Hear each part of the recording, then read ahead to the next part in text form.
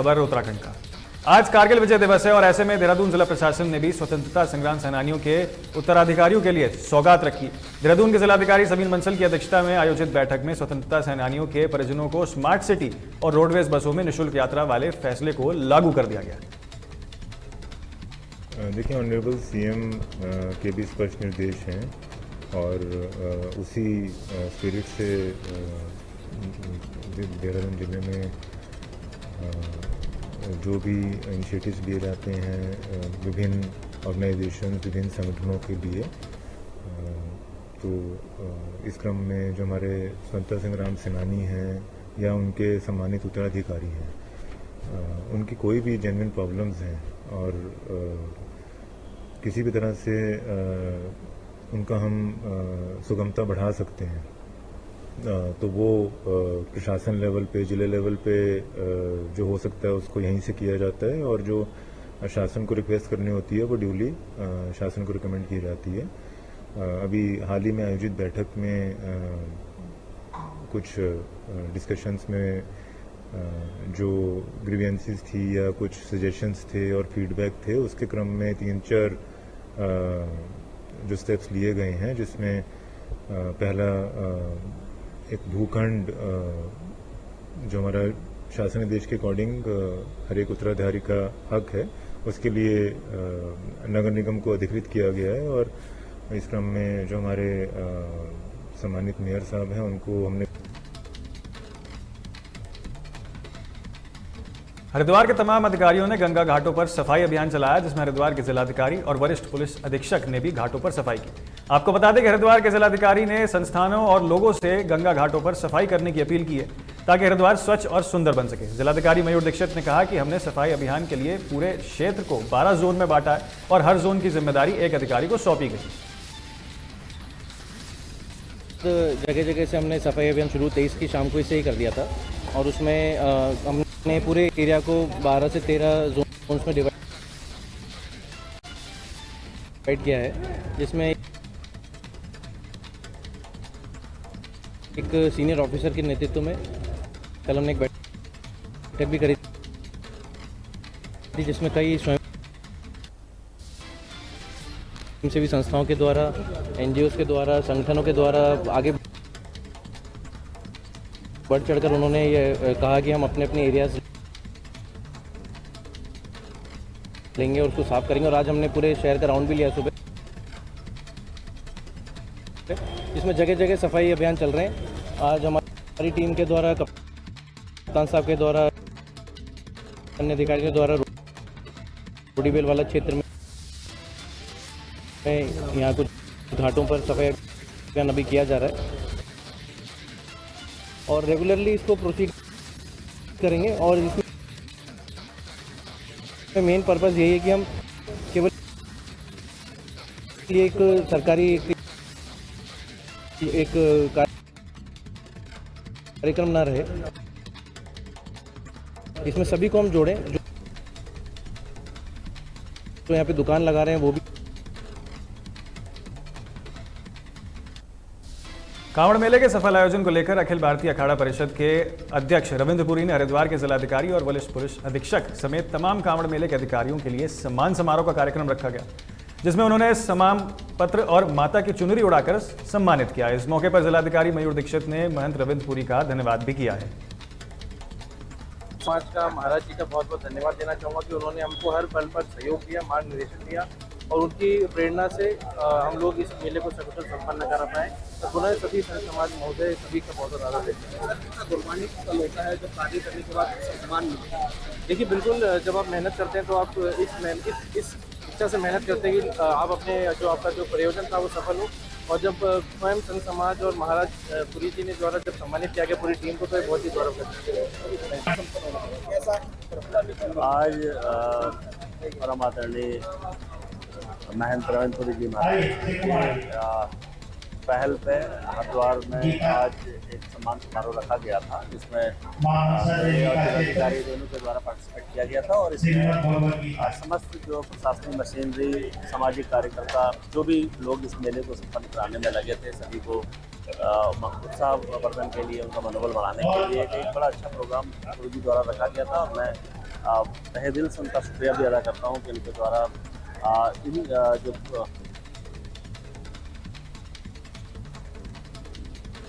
खबर रुड़की से है, जहां नेहरू स्टेडियम का कायापलट होने के लिए असल में मुख्यमंत्री की घोषणा के बाद प्रशासन और नगर निगम हरकत में आ गया। वहीं नेहरू स्टेडियम के सौंदर्यीकरण के लिए 2.25 करोड़ का बजट भी पास हुआ है, जिसकी पहली किस्त तकरीबन 93 लाख जारी हो गई। आपको बता दें कि पूरे शहर में ये एकमात्र स्टेडियम है जिसमें राजनीतिक सामाजिक कार्यों के साथ साथ स्पोर्ट्स खेला जाता है, लेकिन काफी लंबे समय से इसकी हालत खस्ता थी, जिसके लिए अब सरकार ने फैसला लिया है कि इसका सौंदर्यीकरण होगा। तो आपको फिर से बता दें एक बार कि रुड़की में नेहरू स्टेडियम का कायाकल्प होने के लिए मुख्यमंत्री के फैसले के बाद अब प्रशासन और नगर निगम हरकत में आ गए। काफ़ी समय देखिए स्टेडियम हमारा जीर्ण अवस्था में, और रुड़की का एकमात्र स्टेडियम है जो शहर के बीच में। समझता हूँ कि इसको संजो के रखना हमारा कर्तव्य बनता है। माननीय मुख्यमंत्री की घोषणा में भी शामिल कराया था हमने इसको, उसका बजट पास कराया, DPR बनाई, डिज़ाइनिंग कराई थी। अब नगर निगम से टेंडर्स का निकला है, लगभग 2.2 करोड़ का टेंडर निकला है। समझता हूँ कि इससे खेल प्रेमियों को लाभ मिलेगा और रुड़की के जो आसपास के लोग हैं वो यहाँ पर बैडमिंटन, वॉलीबॉल और बास्केटबॉल गेम्स वगैरह खेल सकेंगे। तो ये एक बहुत अच्छा कार्य रुड़की के लिए होगा। मुख्यमंत्री जी की घोषणा में जो हमारे यहाँ एकमात्र बड़ा ग्राउंड है नेहरू स्टेडियम, जिसमें सभी सार्वजनिक कार्यक्रम होते हैं और बच्चे खेलते वगैरह हैं, तो उसमें 2.25 करोड़ की घोषणा थी। तो पहली किस्त जिसमें 93 लाख के समथिंग आ गई है और उसका टेंडर कॉल कर लिया गया है। ये टेंडर हुआ है, तो अब देखते हैं जो भी। सावन के महीने में तीज त्योहार का भी अपना एक अलग महत्व होता है। असल में हरियाली तीज पर माता पार्वती और भगवान शिव की पूजा की जाती है। साथ ही इन दिनों महिलाएं अपने पति के लिए व्रत रखती हैं। ऐसा ही मंजर कुछ देहरादून में भी देखने को मिला, जहां तीज के मौके पर महिलाओं ने 16 श्रृंगार किए और हर्षोल्लास के साथ पर्व को मनाती नजर आई। देखिए, सावन का महीना है, तीज त्योहार यहाँ पे चल रहा है और तमाम महिलाएं हमारे साथ मौजूद हैं। इनके साथ बातचीत करेंगे और जानेंगे कि क्या इसका महत्व है, क्यों मनाया जाता है और किस तरीके से जो आजकल ट्रेंड बदलता जा रहा है, किस तरीके से त्योहारों पर वो प्रभावित होता हुआ नजर आ रहा है। तमाम महिलाएं हमारे साथ मौजूद हैं। मैम देखिए, तीज त्योहार आज मनाया जा रहा है, क्या कुछ कहेंगे आप इसको लेके? इसमें बहुत अच्छा लगता है। तीज के त्यौहार में झूला झूलते हैं और गेम्स होते हैं, कितनी पार्टियाँ चलती हैं इसमें। देखिए, कहीं ना कहीं ट्रेंड भी बदल रहा है, क्योंकि पहले के ज़माने की हम बात करें तो महिलाएं व्रत रखती थी और आज की हम बात करें तो यहाँ पर काफ़ी ट्रेंड बदलता हुआ नज़र आ रहा है। तो मैम से जानेंगे कि मैम किस तरीके से जो माहौल है वो नया उभर के सामने आ रहा है। पहले के ज़माने में तो बस लोग पूजा पाठ और यही कर लेते थे, इतना इंटरेक्शन नहीं होता था लोगों के बीच में। अब ये होता है कि सोशलाइज हो जाते हैं लोग, थोड़ा एक दूसरे को जानते हैं। दूसरे तरह जैसे जो उत्तराखंड में है वो बनाते हैं, लेकिन उत्तराखंड आप जानते हो कि दूसरे स्टेट के भी लोग ज़्यादा यहाँ पर बस चुके हैं, तो वो लोग भी इसमें मिंगल होते हैं और मतलब एक दूसरे के साथ एक दूसरे के ट्रेडिशन को समझते हैं और बहुत ही एक पॉजिटिव माहौल रहता है और एक बहुत रिजुविनेटिंग रहता है। ये हमारे लिए भी एक एनर्जी लेते हैं हम, और ये एक हमारे फेस्टिवल को जोड़ता भी है हम लोगों को एक दूसरे से। तो ये हर हाल में बहुत ही मतलब पॉजिटिव वाइब्स देता है हम लोगों को। गेट टुगेदर तो देखने को ही मिल रहा है, लेकिन काफ़ी जो बदलाव है वो भी देखने को मिलता है हमें यहाँ पर। मैम, कितना बदलाव आप देख रहे हैं पहले के कंपैरिजन में, अभी के कंपैरिजन में कितना चेंजेस आप देख रहे हैं? बहुत चेंज हो चुका है और खूब अच्छा आनंद आता है यहाँ पे। अपना गेम को बना के गेम खेलते हैं और तीज का त्यौहार मनाते हैं। हरी हरी चूड़ियाँ, हरी हरी साड़ी, रेड साड़ी, खूब इंजॉय करते हैं। बहुत अच्छा लगता है आज के दिन में। देखिए, श्रृंगार की इन्होंने बात की तो काफ़ी जो महिलाएं हमारे साथ यहाँ पे मौजूद है, 16 श्रृंगार के तौर पे यहाँ पर मौजूद है। तो क्या इसमें भी बदलाव देखने को मिला है मैम? क्योंकि शादी जो महिलाएं हैं वो सज धज के आई है, तो इसमें किस तरीके का मैसेज आप देना चाहेंगे?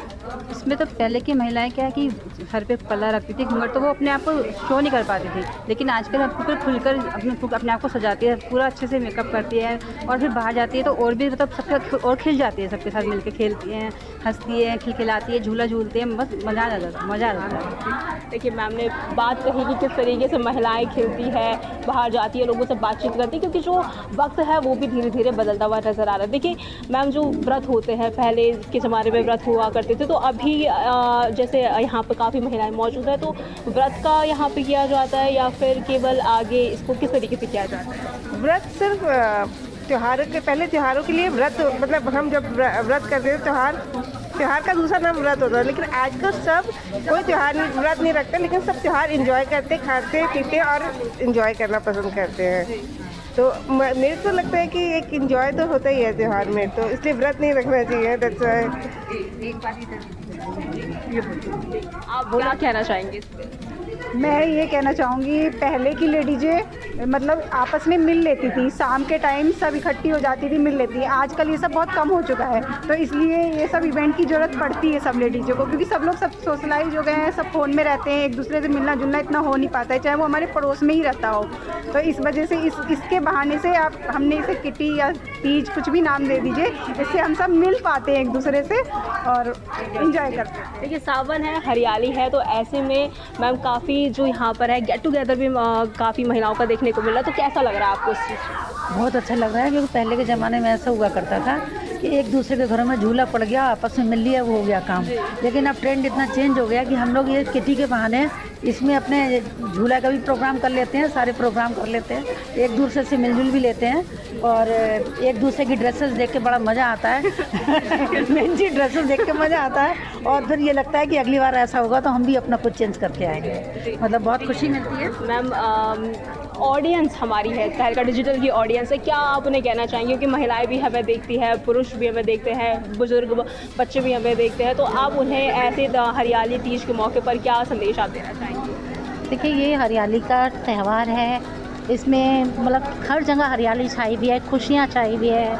ये एक हमारे लिए एक सुहाग का त्यौहार होता है तीज, जिसमें हम खूब सजते हैं, पेड़ों पे झूले डलते हैं। अब पेड़ों का सीज़न तो रहा नहीं, अब यह किटी पार्टियों में झूलते हैं, हम लोग सज के आते हैं, एक दूसरे से मिलते जुलते हैं, न्यू ज्वेलरी पहनते हैं, न्यू कपड़े पहनते हैं, तो बहुत मज़ा आता है। राजस्थान में मैं राजस्थानी हूँ, तो हमारे राजस्थान में ये तीज का त्यौहार तब मनाया जाता है, इस समय सारी बहुएँ अपने मायके जाती हैं, वहाँ पे मतलब अपने पति को याद करके 1 महीना रहती हैं और अपने पति को याद करती हैं, झूला वगैरह झूलती हैं, मतलब खुद अच्छे से तैयार होती हैं और फिर इसको मतलब खुशियों से वो करती हैं कि उनकी याद में हम गाना गाए जा रहे हैं, सावन बरसे और इस तरह से ना, तो कहेंगे तीज का बहुत अच्छा मतलब एक सुहागन लेडीज़ों के लिए मतलब बहुत अच्छा पर्व माना जाता है। ये तीज का त्यौहार बहुत पहले से मनाया जाता है, तब लेडीज़ सब घर में होती थी और इसको बहुत ही पारंपरिक तरीके से बनाया जाता था, झूले डाले जाते थे और मायके से घेवर आता था और प्रॉपर्ली सब एक साथ इकट्ठे होकर झूला झूलते थे, मेहंदी लगाते थे, क्योंकि सबके पास टाइम था तो बहुत अच्छी तरह से।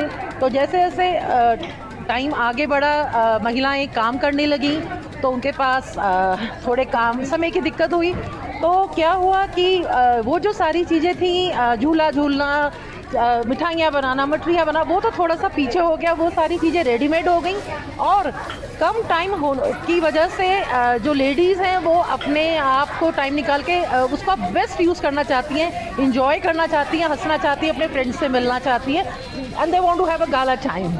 के दिन पूरी मतलब 16 श्रृंगार किया जाता है, बाकी सारे पकवान बनाए जाते हैं, फिर उसकी पूजा भी की जाती है। कई उसमें मतलब व्रत भी होता है, पर हम लोग व्रत नहीं रखते हैं। सामान मतलब पूरा श्रृंगार का सामान बहू के लिए भेजा जाता है जो अपने मायके में रहती है, तो उसके लिए पूरा जैसे एक तरह से मतलब पूरा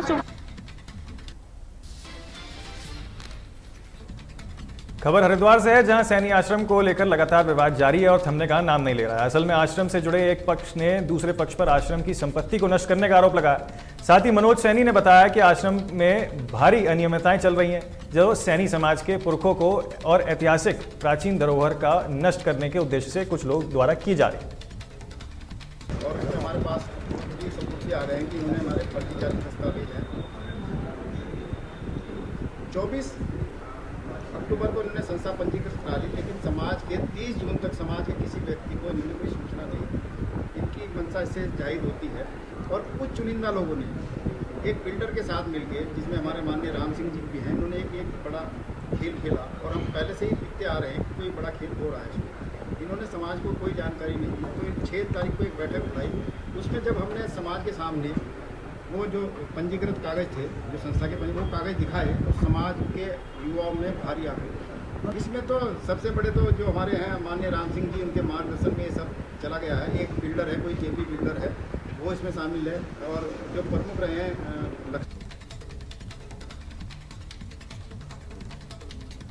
कांवड़ मेले के बाद हरिद्वार में पाठ सारथी स्कूल और पहाड़ी महासभा ने हर की पौड़ी समेत तमाम घाटों पर सफाई अभियान चलाया, जिसमें स्कूल के सैकड़ों बच्चे और पहाड़ी महासभा के कार्यकर्ताओं ने मिलकर गंगा घाटों की सफाई की। आपको बता दें कि कांवड़ मेला के बाद हरिद्वार के घाटों पर गंदगी का अंबार लगा हुआ था, जिसके बाद हरिद्वार के जिलाधिकारी ने संस्थाओं और लोगों से घाटों पर सफाई करने के सहयोग के लिए अपील की थी।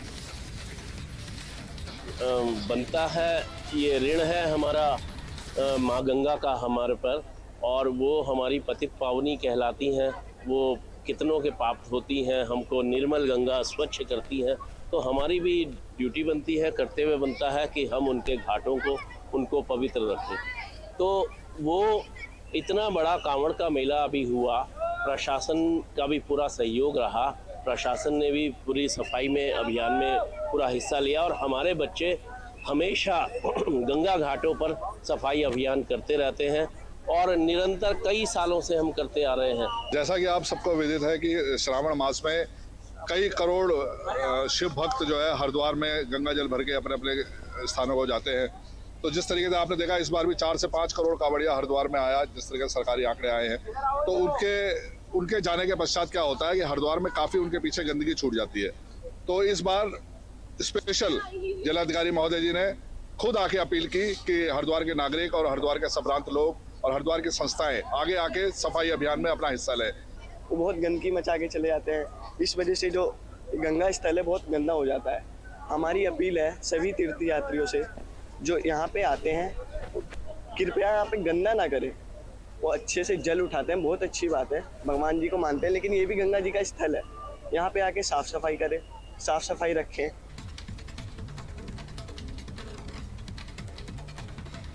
उत्तराखंड में धामी सरकार ने यूसीसी को लागू किया और पूरे देश में पहला राज्य बना है। वहीं ब्लॉक स्तर पर भी लोगों को शादी के लिए रजिस्ट्रेशन करवाना अनिवार्य है, जिसकी जागरूकता के लिए नारसन ब्लॉक के सचिव अली खान ने एक कैंप लगाकर गांव के पुरुषों और महिलाओं को इसके बारे में जानकारी दी। इसी मुद्दे पर हमारे संवाददाता अरशद हुसैन ने भी ब्लॉक सचिव अली खान से खास बातचीत की है। देखिए।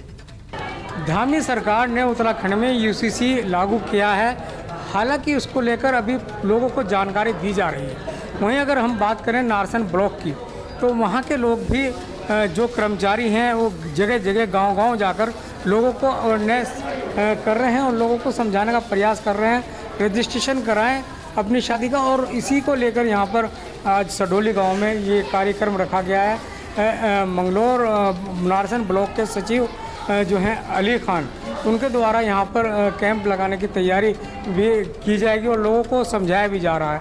उनसे हम जान लेते हैं कि आज कौन से गांव में पहुंचे हैं और क्या लोगों को किस तरह से समझाया जा रहा है। सर, आज हमने ये ग्राम पंचायत सडोली विकासखंड नारसन में ये समान नागरिक सेवा के अंतर्गत जो शादी का पंजीकरण है, इसके लिए कैंप का आयोजन करा है। और हमने इसके लिए पहले से लगभग पिछले 1 हफ्ते से लोगों को जागरूक कराया। उसके लिए हमने जो लाइनर डिपार्टमेंट्स थे हमारे, जैसे आशाएं हैं, आंगनबाड़ी है और ANM है, हमने इन्हें बोला था कि भाई आप लोगों को बताएं, इसके बारे में जागरूक करें ताकि इस कैंप का अधिक से अधिक लोग फ़ायदा उठा सकें। लोग किस तरह से समझ पा रहे हैं, किस तरह से समझा रहे हैं, क्या लोगों में किस तरह की जो है इस वक्त एक्टिविटी बढ़ी है? सर, चूँकि आज 26 तारीख है और इसे लागू हुए 6 महीने हो गए, तो नियमावली के अधीन जो है नियमावली के अंतर्गत आज इसका अंतिम दिन है बुक रजिस्ट्रेशन का। और इसके बाद हो सकता है कि अधिसूचना आ जाए, उसमें आपको पेनल्टी भी लग सकती है। तो बाकी इसको समझाने के लिए हमने यही लोगों को जागरूक किया है कि भाई आप इसे करा लें। और जो हमारी आशाएं हैं, आंगनबाड़ी हैं, वो लोगों के घर घर गई, उन्होंने लोगों को समझाया कि आपको ये दस्तावेज चाहिए और उन दस्तावेजों के साथ आप उस दिन वहाँ उपस्थित हो जाना।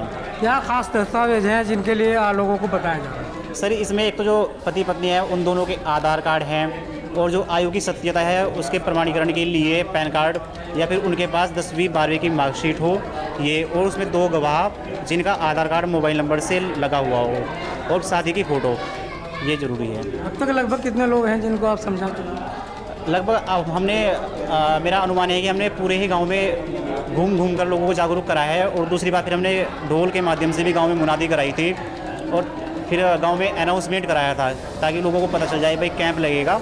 और बाकी जो जागरूकता कार्यक्रम है, जो हमारे ये आशाएं हैं, आंगनबाड़ी है, हमने इन्हें भी बोला था कि भाई आप अपने अपने सर्वे में जाइए और लोगों को बताइए कि जिनकी शादी 26 मार्च 2010 के बाद हुई है वो अपना रजिस्ट्रेशन अवश्य रूप से करा लें। तो कहीं ना कहीं धामी सरकार की इस योजना को, इस कानून को मंगलोर अगर नारसन ब्लॉक की बात करें तो उनके अधिकारी जो हैं लोगों को समझाने में लगे हैं। और आज सडोली गांव में जो कि झबरेड़ा विधानसभा में पड़ता है, वहां पर भी लोगों को फिलहाल के लिए खबर उत्तराखंड के इस बुलेटिन में मेरे साथ इतना ही। बाकी तमाम अपडेट्स के लिए आप देखते रहिए सिर्फ तहलका डिजिटल।